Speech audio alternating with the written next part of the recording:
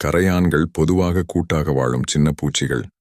ஆனால் அவர்கள் பாதுகாப்பில் வரும்போது சில கரையான்கள் தன்னலம் காணாமல் ஒரு ஆச்சரியமான முறையை பயன்படுத்துகின்றனர். ஆச்சரியமாக, சில கரையான்கள் தங்கள் உடலை வெடிக்கச் செய்து எதிரிகளை தாக்குகின்றனர். இதனை தற்கொலை தாக்குதல் என்று அழைக்கிறார்கள்.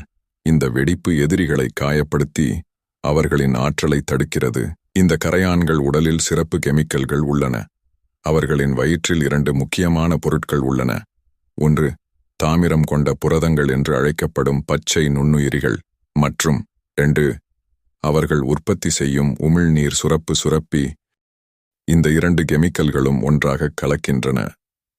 இந்த எதிர்வினையில் கேடகோல்ஸ் மற்றும் ஹைட்ரோகுவினோன்கள் எனப்படும் பொருட்கள் திடீரென உருவாகி வெடிக்கும் கலவையை உருவாக்குகின்றன. இதன் விளைவாக உருவாகும் நச்சு மற்றும் ஒட்டும் பொருள் எதிரிகளை விஷமாக்கும்.